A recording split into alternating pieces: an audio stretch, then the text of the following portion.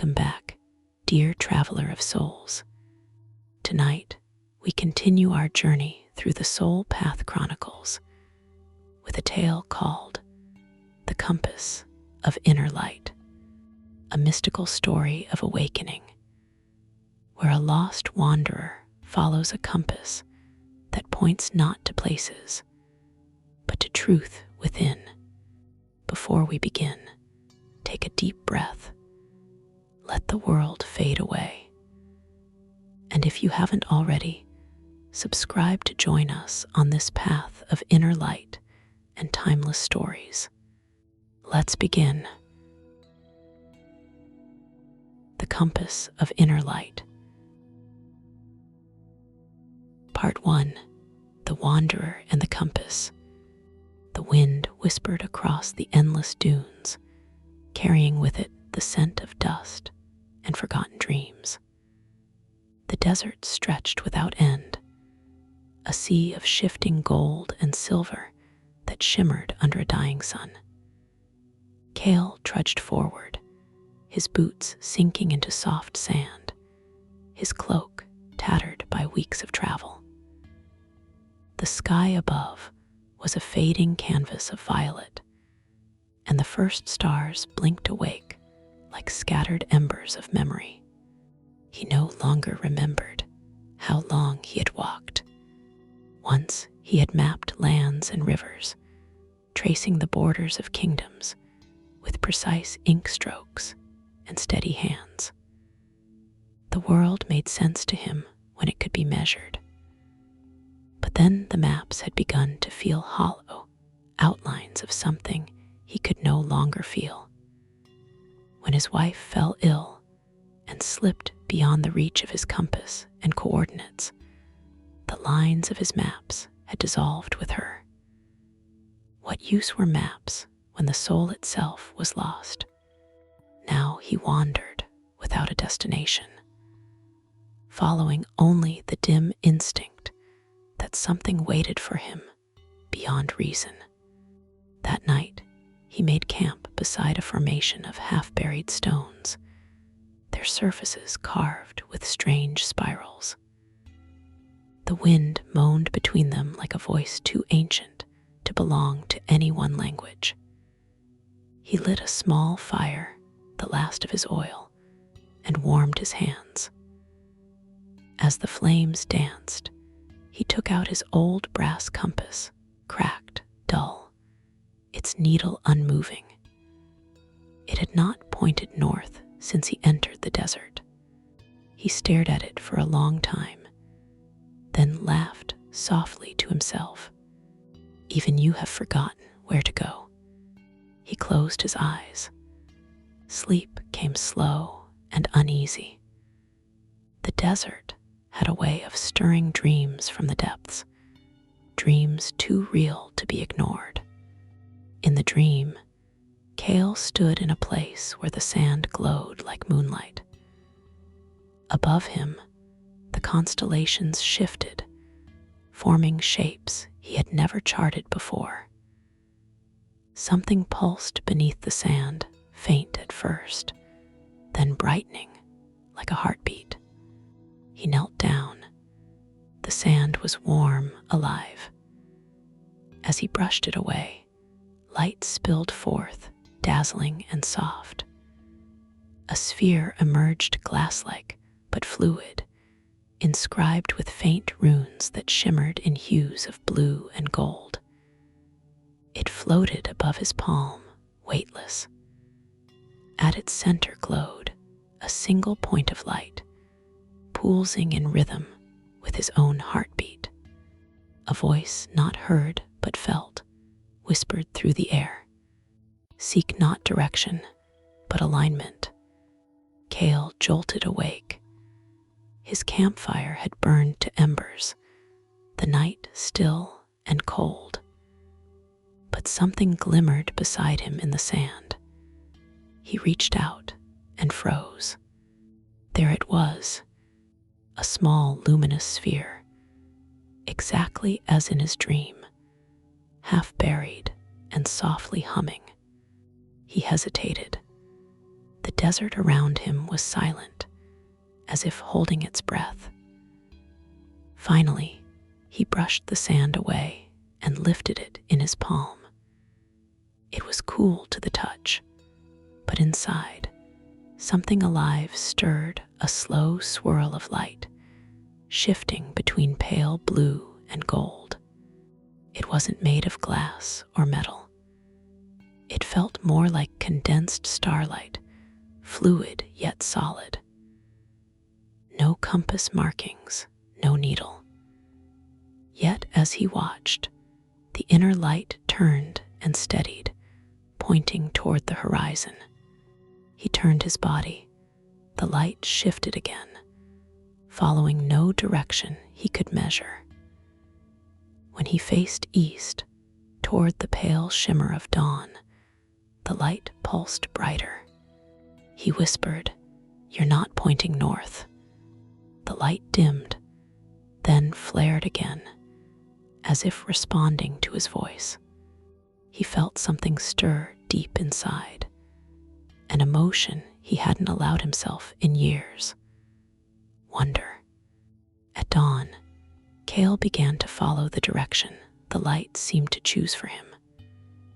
The dunes rolled endlessly, and yet he felt something subtle guiding him, not through logic, but through resonance.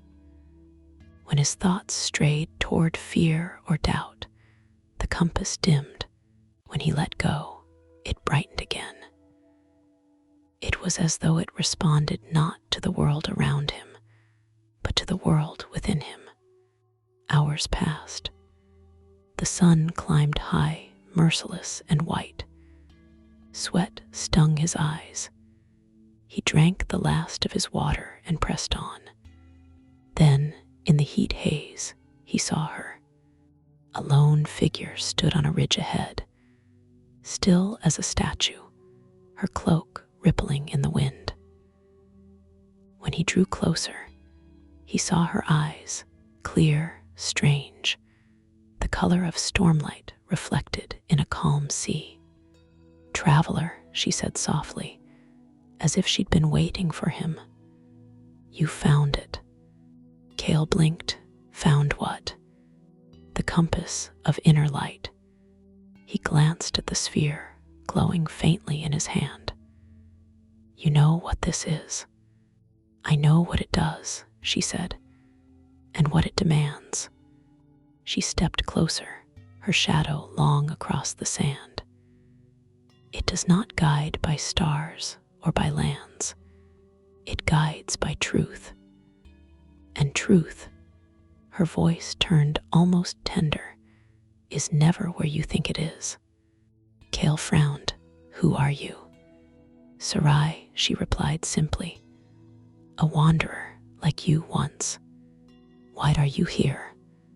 "To ask you the same question." Her eyes lingered on him, searching, as though reading the thoughts he tried to bury. The compass pulsed faintly between them, responding to something unseen. Kael felt exposed beneath her gaze. "I'm looking for direction," he said finally. "For a path forward." Serai tilted her head. "Then the compass will lead you not forward, but inward."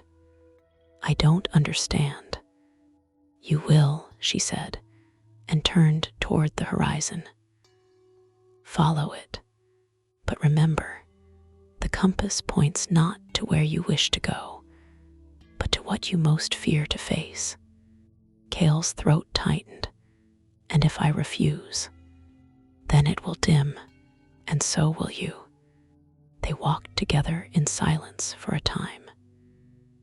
The dunes gave way to a field of salt flats, gleaming white and endless beneath the sun. Mirage-like reflections shimmered on the surface, bending the horizon. Serai moved lightly, as though the heat didn't touch her. After a long while, Kael said, "You speak as if you followed it before." "I did," she said quietly. "And I lost everything I thought I was, but I found something greater." "What was that?" She looked at him with a faint, wistful smile. "Myself." He wanted to ask more, but she stopped abruptly. The compass in his hand was pulsing faster, its glow deepening to a violet gold. Before them stood a fissure in the earth, narrow but deep, a chasm filled with darkness that seemed to breathe. From below came a faint hum, the same tone as the compass. Serai gestured toward it. "It wants you to go down." Kael stared at the chasm. The edges crumbled beneath his feet, the drop vanishing into shadow. "That's madness. There's no path. There never is, until you take the first step," she said. He clenched the compass tighter. "This can't be right." "It's never wrong," she replied, "but it doesn't show where to go. It shows what your heart resists." Kael's mind raced. Every instinct screamed to turn back, to return to the known sands. But something deeper, quieter, urged him onward. The compass grew warm in his palm, its light steady and calm. He took a breath, stepped forward, and the ground gave way. The fall was silent. Wind rushed past him, but he didn't feel it. Instead, he felt weightless, as if sinking through water made of light. Images flickered around him, moments from his life, spinning like fragments of glass. His wife's smile, the ink-stained maps, the day he left home without saying goodbye. Then stillness.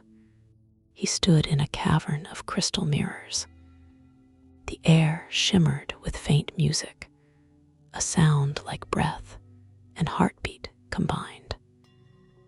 The mirrors stretched infinitely, each one reflecting not just his image, but versions of himself, the child dreaming of adventure, the man burdened by grief, the wanderer consumed by doubt.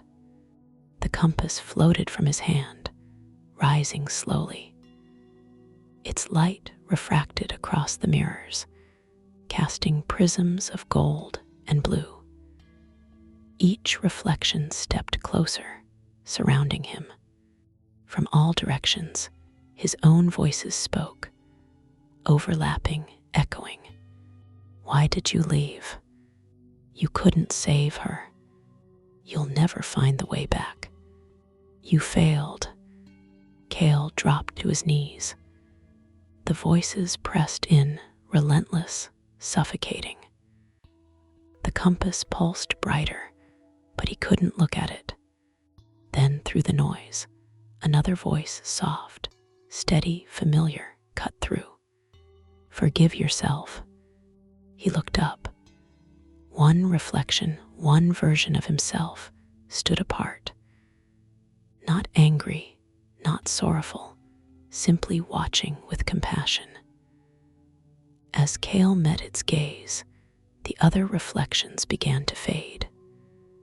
The compass hovered between them, glowing like a heart. He reached out, and the reflection did the same. Their hands met upon the sphere of light. A warmth spread through him, dissolving the noise, the guilt, the endless ache. The light enveloped everything, and for a moment he felt weightless again, not falling, not rising, just being.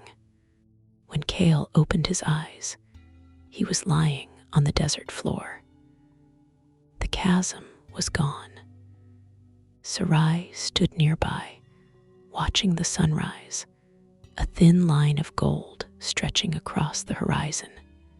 He sat up slowly. The compass hovered above his hand, its glow softer now, steady as a heartbeat. Serai turned to him. "You stepped into your first truth," she said quietly. He exhaled shakily. "I thought I was going to die." "You did," she said, a faint smile touching her lips. "The part that needed to." Kael looked at the compass again. "What happens now?" "It will lead you to the next truth," she said. "But remember, every light it shows, you must first pass through darkness." He nodded, staring at the dawn. The world new and wide before him. For the first time in years, Kael felt the faint stir of direction. Not on a map, not in the stars, but within. And the compass pulsed once, as if in agreement. Part 2. The Veil of Reflections. The dawn bled into gold as Kael and Serai walked beyond the dunes. The air grew cooler, the sand giving way to stones streaked with veins of silver. By midday, the desert opened into a valley veiled in mist, where trees rose like pillars of glass, their branches hung with droplets that shimmered like stars. The compass pulsed faintly in Kael's palm, its glow steady, beckoning him into the haze. He hesitated at the valley's edge. The mist rippled, alive, as if breathing. "What is this place?" Serai's voice was soft. "The veil of reflections. Every traveler who carries the compass must pass through it." "Reflections of what?" She looked at him, her eyes distant. "Of yourself." The words lingered in the air like an echo that refused to fade. Kael drew a long breath and stepped forward. The mist closed around him immediately, cool, fragrant, heavy, with the scent of rain and memory. The air shimmered faintly, and for a heartbeat he thought he heard whispers. Laughter, footsteps, the faint hum of a song he'd forgotten. The compass brightened, projecting a soft glow that revealed faint shapes ahead. The forest unfolded around him, trunks of translucent crystal, roots that hummed with faint light beneath the soil, leaves like silver feathers. The world felt half real, half dream. As he walked, the surface of each tree began to shift, reflecting not the forest, but moments from his past. In one, he saw himself as a boy, drawing maps in the dirt beside his father. The laughter was bright, innocent. His heart ached at the sound. In another reflection, he saw the night he left home, clutching a letter of acceptance from the Cartographers Guild. His mother stood in the doorway, smiling bravely, though her eyes were wet. Then the next, darker. A candlelit room. His wife, Lyra, lying pale and still, her hand in his. His own reflection staring down in silent defeat. He stopped walking. The forest around him dimmed. The compass trembled in his hand, its light flickering as though uncertain. Kael whispered, "Why are you showing me this?" A low voice, not Serai, answered from the mist. "Because you asked to see." The mists parted. Ahead, a figure emerged, tall, cloaked, his face shadowed. But Kael knew the way he moved, the rhythm of his breath. It was himself. The other Kael lifted his head, eyes dark and sharp. "You think you're searching for truth," he said, "but what you're really looking for is forgiveness." Kael took a step back. You're not real. Neither is your denial. The reflection smiled faintly. You've spent your life measuring the world, but you never once measured the emptiness inside yourself. I tried, Kael whispered. I tried to save her. You tried to control what was never yours to control, the reflection said. Even love, you tried to map it, to chart where it began and where it would end. The words struck deep, sharper than any blade. Kael felt his chest tighten, his throat burn. He wanted to run, but the compass grew hot in his hand, its light searing bright. He dropped it, but it floated upward, spinning slowly between them. The air rippled, and more reflections emerged from the mist, hundreds, thousands, each a version of himself. The young dreamer, the husband, the wanderer, the man who lost faith, the man who stopped feeling. They surrounded him, whispering fragments of his own thoughts. If only I had arrived sooner. If I had prayed harder. If I had stayed. If I had left. The voices merged into one overwhelming chorus until Kael clutched his head, falling to his knees. The compass pulsed violently, bathing everything in white light. Stop, he shouted, and the forest froze. Every reflection went still. The mist hung motionless. The only sound was his own trembling breath. Then a soft voice broke the silence. Pain is not your enemy, Kael. He looked up. Serai stood before him now, though he hadn't seen her approach. She knelt beside him, her expression unreadable, her eyes glinting like morning dew. Then what is? He rasped. Resistance, she said. You cling to pain because it proves you still care. But you never let it move through you, so it grows roots. She touched the ground, and from the soil sprouted a small flower, crystalline and luminous, its petals reflecting every hue of the compass light. This valley shows what you bury. Each reflection is a seed waiting for acceptance. He looked around. The frozen mirrors shimmered faintly, their images softer now, less accusing. Acceptance, he repeated. How do you accept losing everything? Serai tilted her head. By realizing you didn't lose her. You lost the illusion that love could be kept. He stared at her, unable to speak. She rose to her feet. The compass leads by resonance, Kael. When you align with truth, it brightens. When you resist, it dims. It's not showing you the way, it's showing you yourself.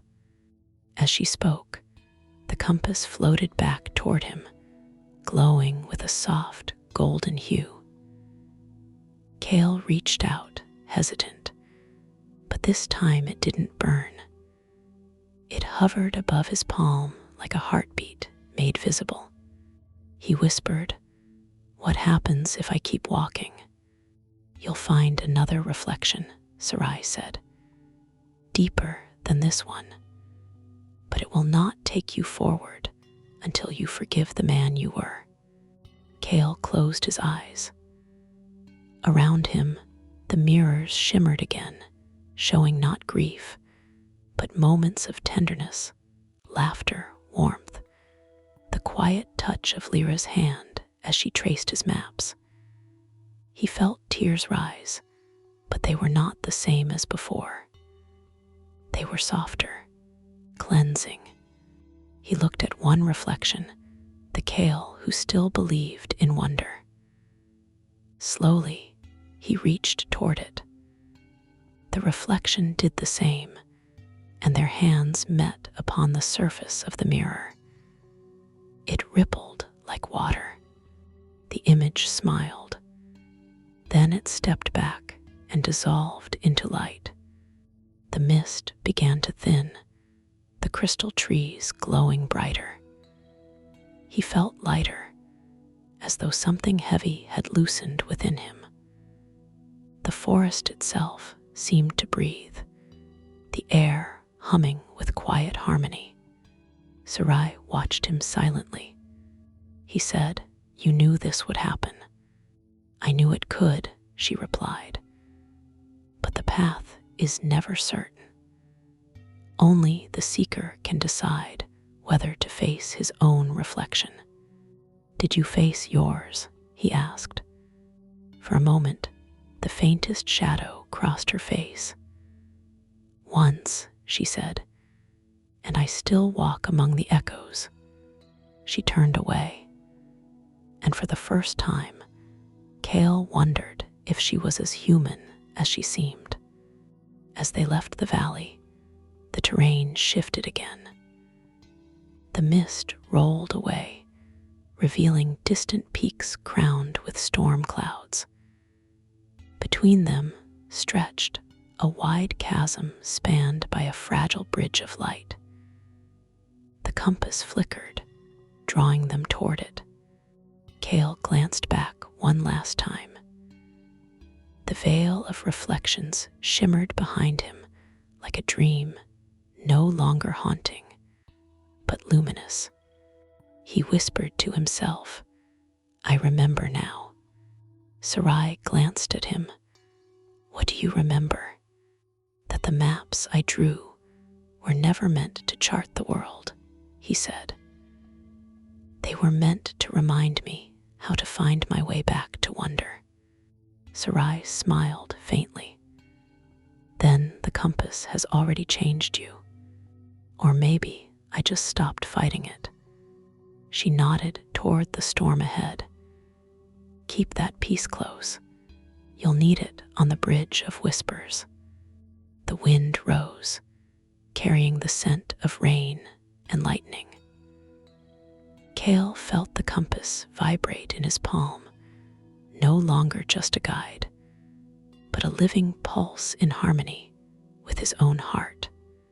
He looked to Serai. "Will you walk with me?" "For a while," she said, "until the storm asks for silence." They began their ascent toward the thunderlit cliffs.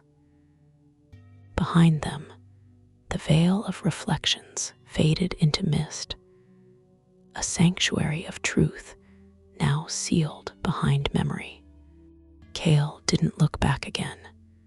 The compass glowed steady gold, and somewhere deep within its light, he thought he saw a faint reflection, not of who he was, but of who he might yet become. Part 3. The Bridge of Whispers. The wind carried the scent of rain long before the first drops fell. Kael lifted his face to the sky, watching as clouds gathered like ink across the heavens. Lightning flickered deep within their folds, illuminating the mountain peaks ahead, jagged silhouettes that pierced the horizon. Between those peaks stretched the faint shimmer of something impossible, a bridge made entirely of light. It swayed and shimmered as though woven from mist and moonfire. Beneath it, a vast chasm yawned, not of stone or shadow, but of sound. A deep, continuous hum rose from below, filled with voices too distant to understand. Kael gripped the compass tighter. Its glow pulsed softly, a calm heartbeat against the gathering storm. "Is that the Bridge of Whispers?" he asked. Serai nodded.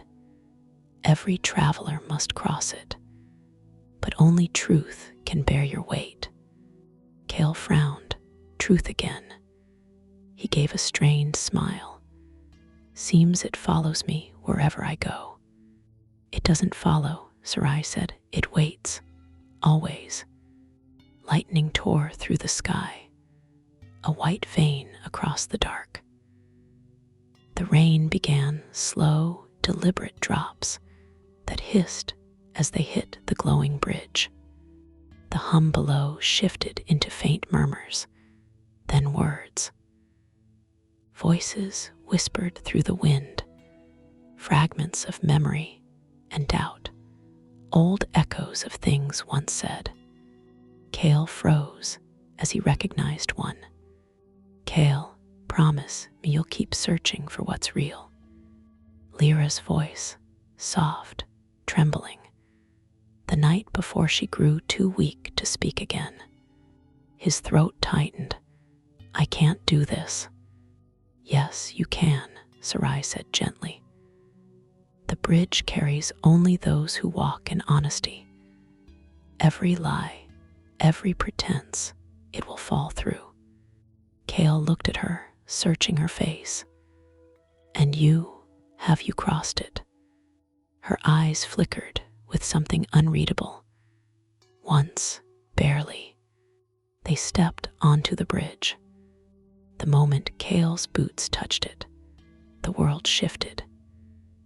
The rain fell upward, the air grew weightless, and every sound became amplified, the beating of his heart, the whisper of his breath, even the rustle of Serai's cloak behind him.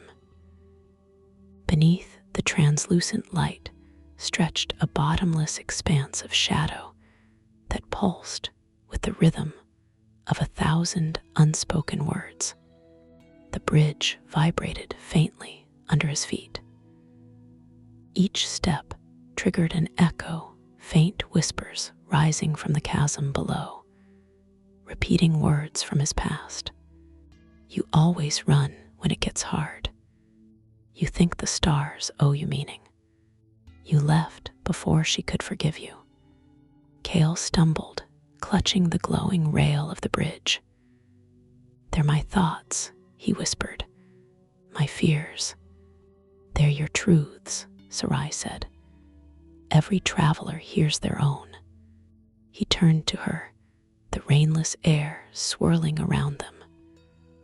What if I can't face them all? Then you'll fall, she said softly, and begin again. The compass grew brighter, casting golden rays across the bridge. Each pulse pushed back the voices for a moment, but only when Kael's mind was clear. When fear surged, the light flickered. He took a steadying breath. What lies on the other side? Serai's gaze drifted toward the distant edge of the bridge, shrouded in mist. The place between seeing and being seen. Her answer left more questions than it solved, but he said nothing. The whispers below began to rise again, but this time they were not only his own. Serai's name echoed faintly in the wind. A man's voice, gentle, sorrowful. Serai, you were meant to guide, not to wander forever. Kael glanced back. Serai's expression didn't change, but her hand tightened briefly around the edge of her cloak. He slowed. That voice was it. Keep walking, she interrupted. It's not your burden. The hum deepened, shaking the bridge. Kael's heart pounded. Whose voice was that? She didn't answer. They walked in silence for a time. The mists below glowed faintly now, threads of pale light swirling within them. Each thread formed a faint shape, hands, faces, fragments of souls. Kael could feel them brushing against his mind like cold wind. Then a figure appeared ahead, faint at first, then clearer with each step. A woman, cloaked in white, standing still in the center of the bridge. Kael froze. The compass flared violently. Lyra. She stood just as he remembered her, serene, luminous, eyes filled with infinite calm. But there was something else behind her gaze, something deeper, not a ghost, not a memory, but presence. Kael, she said softly, you've come far. He couldn't breathe. Lyra, this isn't real. Everything that's felt is real, she replied, smiling gently. But not everything that's real must remain. He took a trembling step forward. I've been searching for you. She tilted her head. No, you've been searching for yourself. The wind rose, carrying her words like a melody of rain and glass. Let me go, Kael. You hold me like a wound when you should hold me like a song. Tears stung his eyes. I don't know how.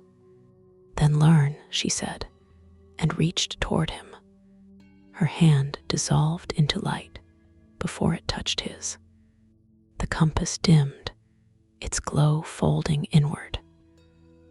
Kael fell to his knees, sobs breaking free after years of silence. The bridge trembled beneath him, not collapsing, but resonating with the depth of his grief. The light under his feet flickered wildly. Serai knelt beside him, her hand steady on his shoulder. Let it move through you, she whispered. Don't resist. He closed his eyes. The storm roared around them, yet beneath it all, he could hear something new, faint, like a heartbeat returning to life. When he opened his eyes, the rain had stopped. Lyra was gone. The air was clear, the bridge calm once more. The compass hovered beside him, brighter than ever. Its light no longer gold, but white, radiant, and pure. Kael stood, feeling weightless. She's at peace. No, Serai said softly. You are. He turned to her. Who are you really, Serai? Her gaze lingered on him for a long moment. Then she said, once I was a seeker like you. I carried the compass of inner light. Kael's pulse quickened.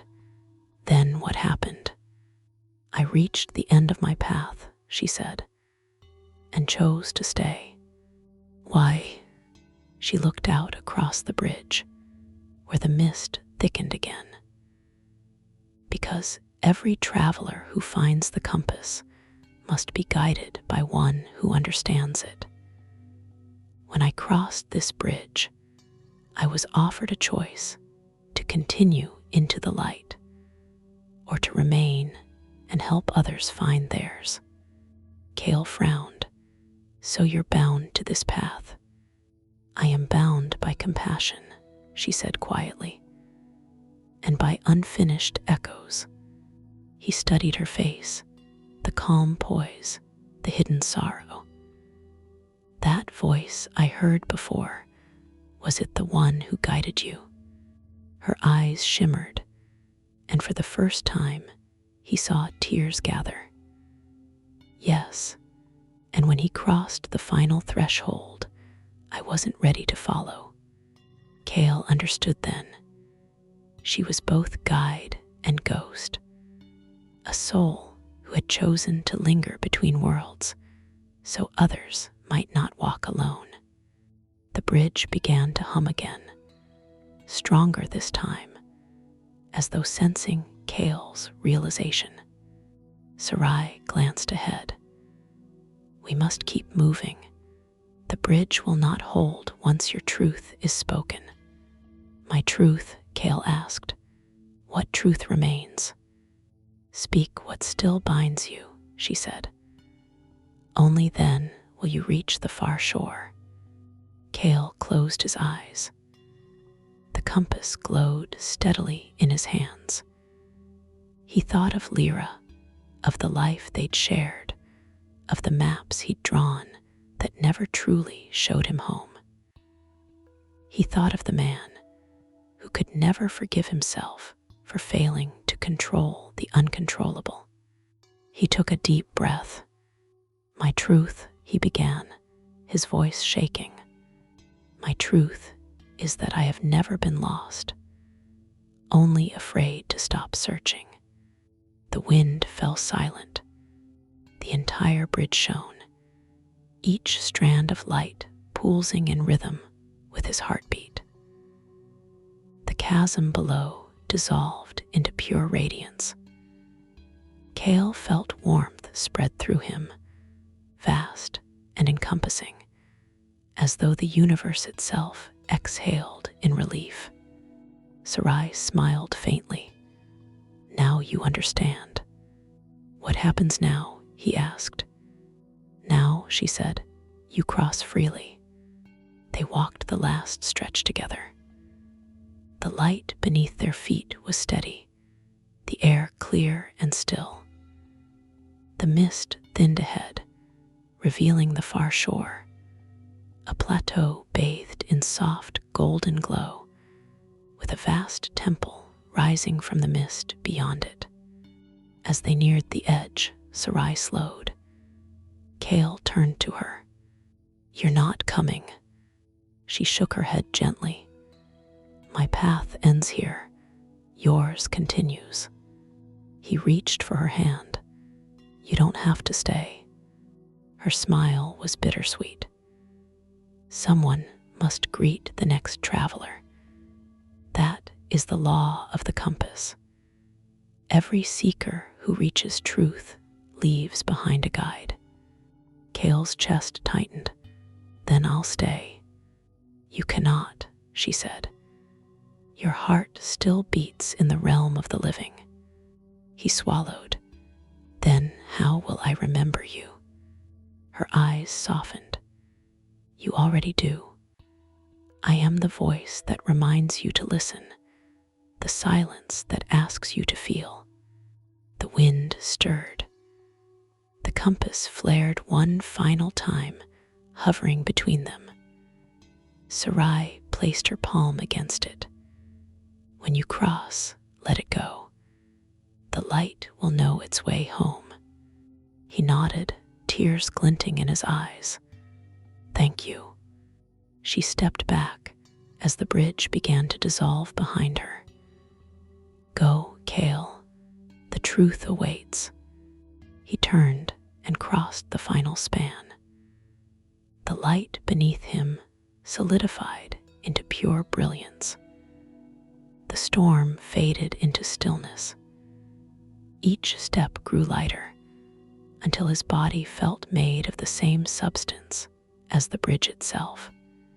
When he reached the far side, the compass rose from his hand, spinning once in the air, then burst into radiant light that scattered like 1,000 stars across the sky.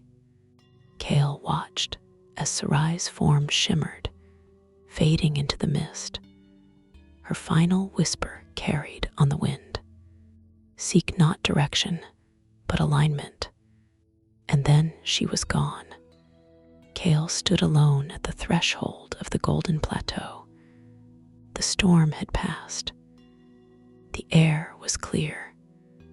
The light was within him, now steady, unwavering, infinite. He took a long breath and whispered to the silence, I'm home. Part 4. The Temple Beyond Time. The storm faded into a silence so vast that Kael thought he had gone deaf. The last sound he remembered was the bridge collapsing behind him, a roar swallowed by darkness. And then nothing. Now he stood in a space neither sky nor earth, suspended in an amber glow that seemed to breathe. The compass of inner light floated before him, dimmed yet pulsing faintly, like the last ember of a dying star. Around him stretched an endless expanse of water, perfectly still, reflecting a twilight that had no source. He could see his own reflection staring back, though he no longer looked the same. His face was marked by the journey, the eyes older, the lines deeper, but the presence calmer, more awake. He took a step forward, and the water did not ripple. It was like walking across glass. The compass hovered ahead, drawing him onward, until in the far distance, he began to see forms beneath the surface, domes, spires, arches, an entire city sleeping beneath the lake. And at the heart of that silent city stood a great temple made of translucent stone, its walls shifting like moonlight through mist. The compass pulsed brighter. Kael felt it in his chest, the pull, the recognition. He knew that this was where all roads had led. The moment he crossed the invisible threshold of the temple, the stillness changed. Sound returned, faint, melodic tones, as if the air itself was humming in reverence. The pillars were engraved with symbols that seemed to shift when he looked at them. Constellations, eyes, hands reaching, hearts unfolding like stars. He walked slowly, each step echoing through eternity. The temple was both ruin and perfection, ancient beyond time, yet untouched by decay. "Where are you, Serai?" Kael whispered, his voice trembling with something between hope and grief. The compass glowed in answer, its light now deep violet, casting long shadows that curved like gentle arms. Then, from the center of the temple, he saw her. Serai stood beside a stone basin filled with water, her reflection rippling like a ghost beside her. She looked unchanged, her hair the same pale silver, her expression calm, but her eyes carried infinite ages within them. "You've come farther than most ever dare," she said softly. Her voice was both near and distant, as if carried through multiple realities at once. Kael approached, uncertain. "Where is this place?" "This is the heart between worlds," she replied, "where all illusions end." The temple was built by no hands, shaped by no stone. It exists where truth and memory meet. He stared at the basin. Within its waters, he saw flashes, his childhood, his father's voice, the first map he ever drew, the faces of those he had loved and lost. Every memory shimmered in delicate sequence, like constellations rearranging themselves. "It's all me," he murmured. Serai nodded, and it always was. She reached toward the compass, which hovered now above the basin. The light expanded, a sphere of radiant clarity, and in it, Kael saw the reflection of both of them. But as he watched, their reflections began to blur together, fusing into one shape. "What are you showing me?" Kael asked. Sarai's expression softened, filled with something like sorrow and peace entwined. I was never separate from you, Kael. I am the part of you that you abandoned when you chose the world over the soul, the inner voice that once guided you, forgotten beneath the noise of ambition. When you touched the compass, you awakened me again. He stared at her in disbelief, though something in his heart already knew. You're saying you're me. I am what you left behind, she said simply. Your courage, your compassion, your quiet knowing. The compass does not lead you to a destination. It leads you back to yourself. Kael took a step back, his pulse quickening. The thought filled him with both awe and fear. If that's true, then what happens now? Serai smiled faintly. Now you remember. She gestured toward the basin. Look again, but this time not with your eyes. He hesitated, then closed them. The hum of the temple grew louder, vibrating through his bones. In the darkness behind his eyelids, he saw not water, but light, rivers of it flowing through the endless corridors of existence, threads weaving through every life he had ever touched. He saw the people he had helped, those he had hurt, the choices that had shaped his journey, and through them all ran a single, luminous thread connecting back to his heart. When he opened his eyes, tears streamed freely down his face. I see it now, he whispered. It was never about finding a path. It was about becoming one. Serai's eyes glowed softly. Yes, the compass is not a tool. It's a mirror. It reflects the light that has always been within you, the one you forgot in your search for meaning. Kael reached out, his hand trembling. Then stay with me. Don't fade. Serai smiled sadly.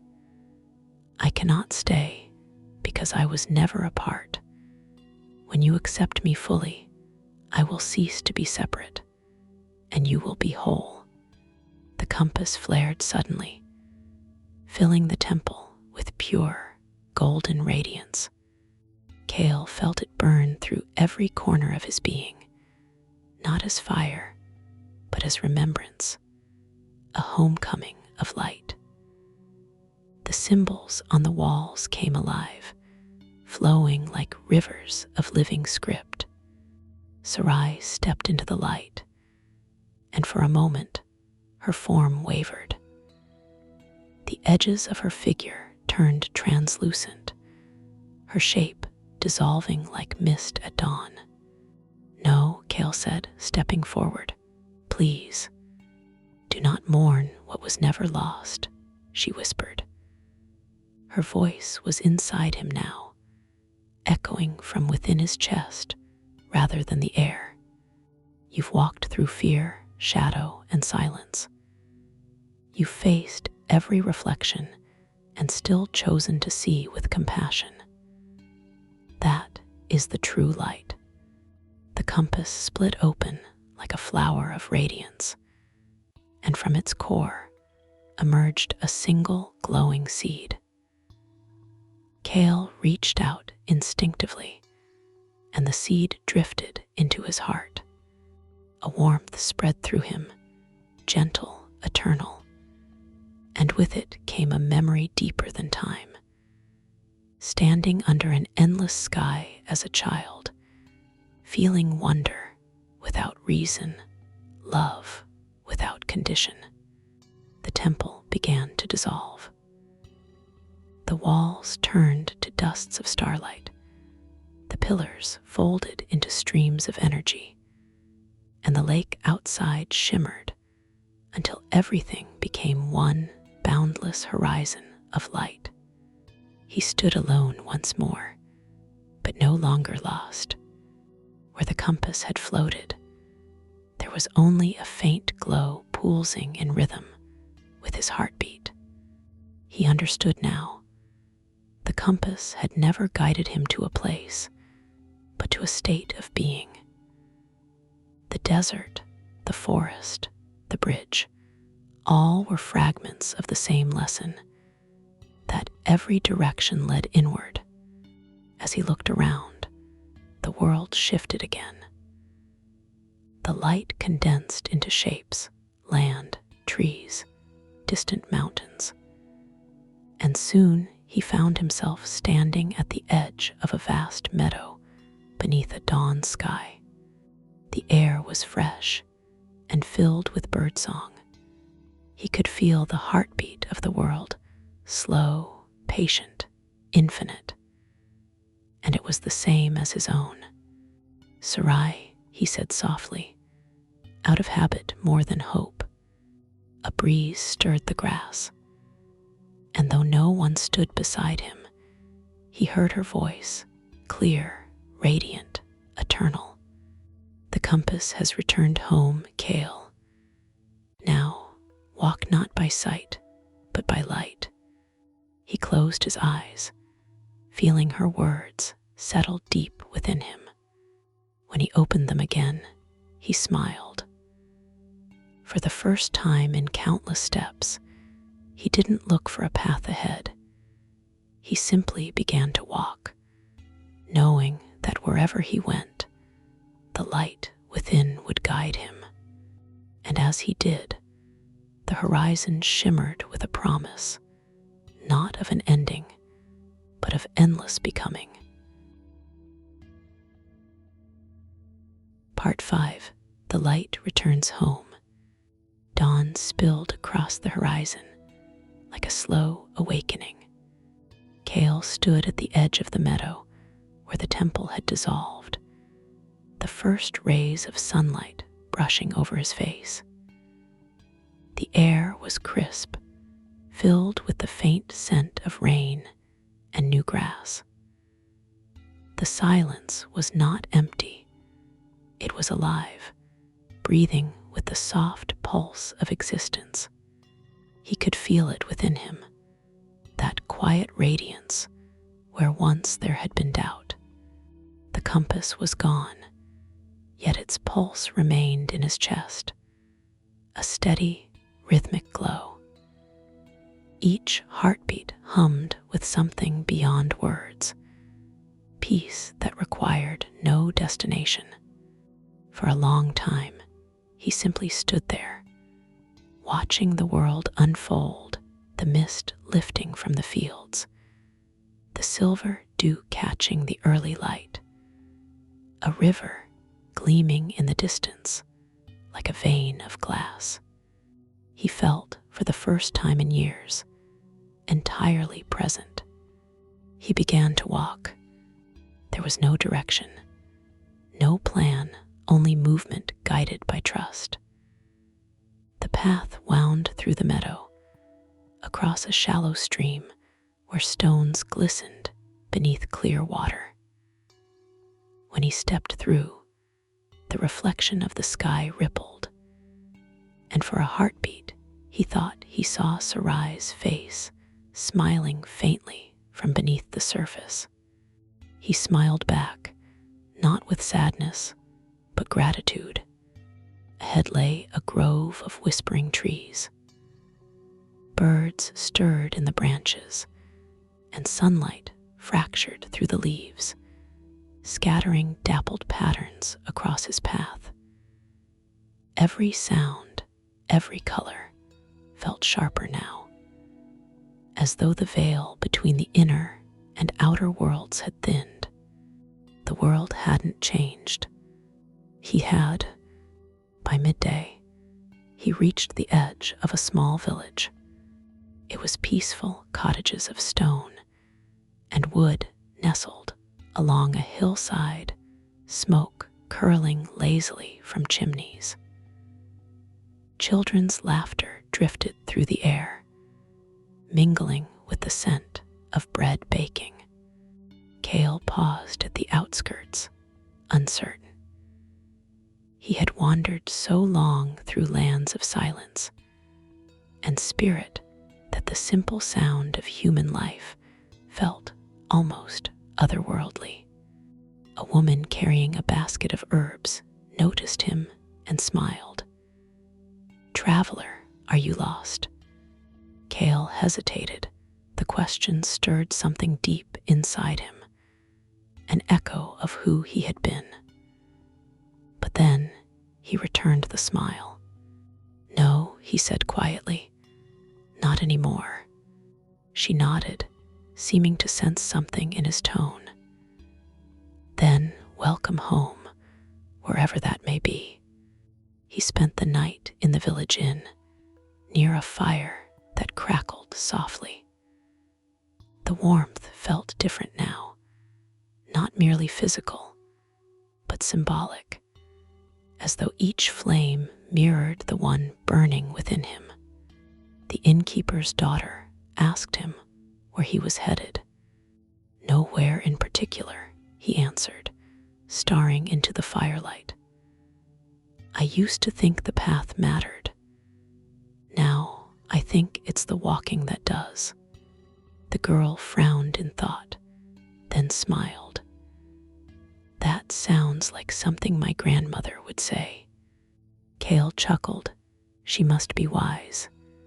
She says that sometimes the heart is the only compass worth following." He looked up at her, startled for a moment. Then he laughed softly, a sound that felt like sunlight through clouds. "She's right." That night, Kael dreamed. He stood again before the temple, but it was no longer made of stone or light. It was within him.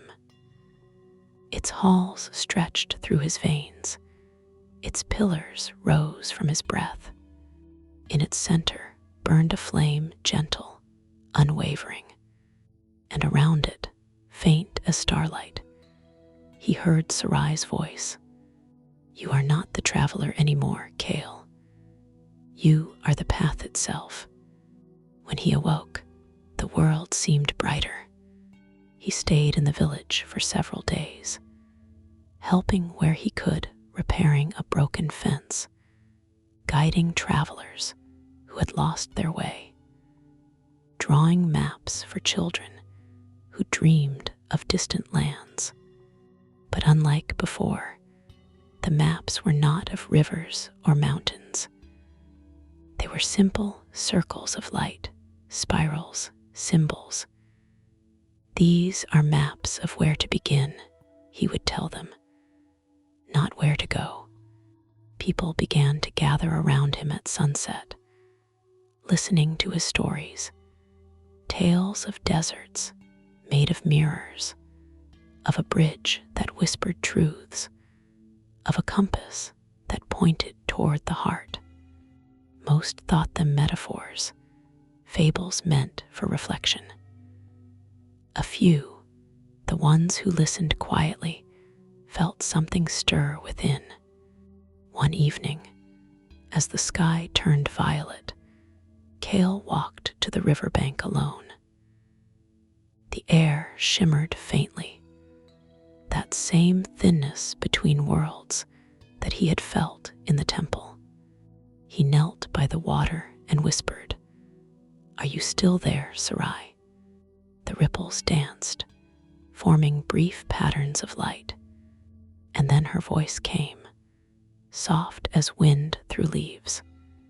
"Always, but not apart. When you speak with kindness, I am there. When you listen without fear, I am there. When you choose truth over comfort, that is where I live now." Kael bowed his head, smiling through tears that were neither joy nor sorrow, but both at once. "Then I am never alone." "You never were." The river shimmered once more, and then all was still. That night, a traveler came to the inn, a young man, burdened by weariness and confusion. He sat by the fire beside Kael, clutching a broken compass. "It used to guide me," the man said bitterly. "Now it spins without direction. I think I've lost my way." Kael looked at the compass, its needle trembling, unfixed. He smiled faintly.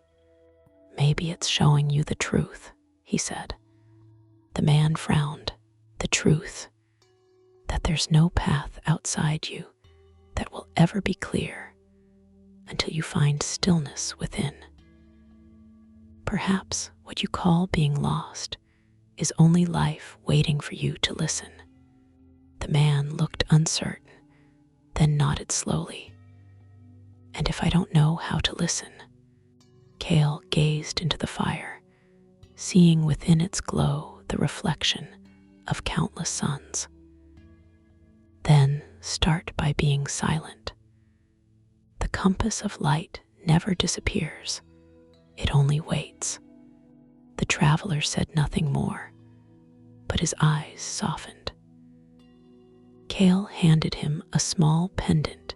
He had carved a circle with a single flame at its center. "Keep this," he said. "It will remind you where home truly is."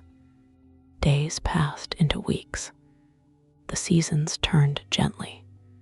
Kael remained, not because he was tied to the place, but because, for the first time, he understood that every place was sacred when seen with awareness. He planted a garden behind the inn, tending it daily. The villagers often found him there, barefoot among the flowers, humming softly to himself. Sometimes he would pause, close his eyes, and simply breathe, as though listening to a melody no one else could hear.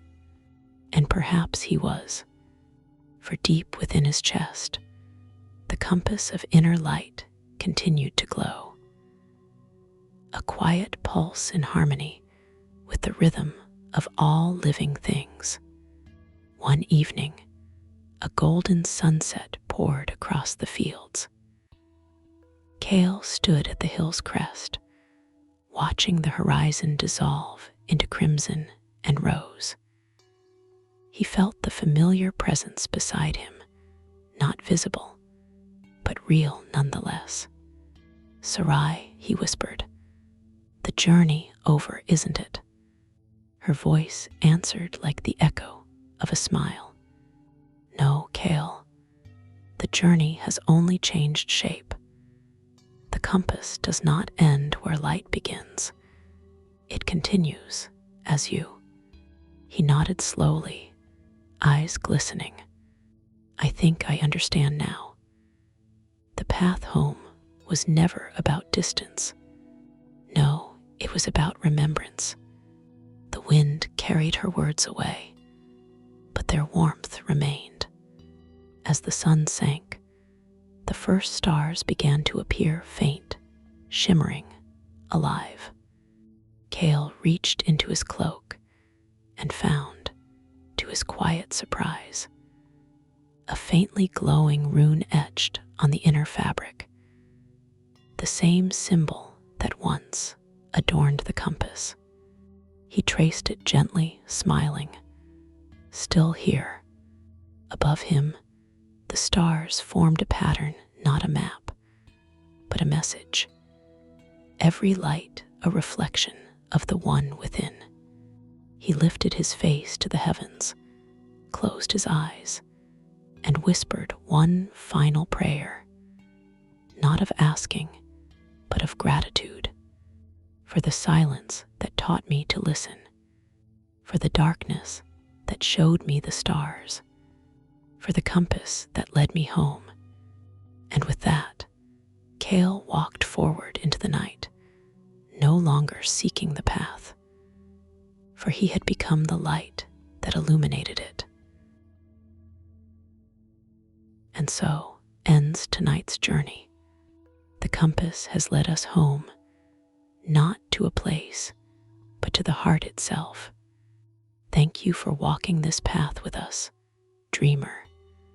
If this story spoke to your spirit, please subscribe, leave a gentle comment below, and share it with someone who might need its light tonight. Until we meet again on another path of the soul, may your inner light always guide you.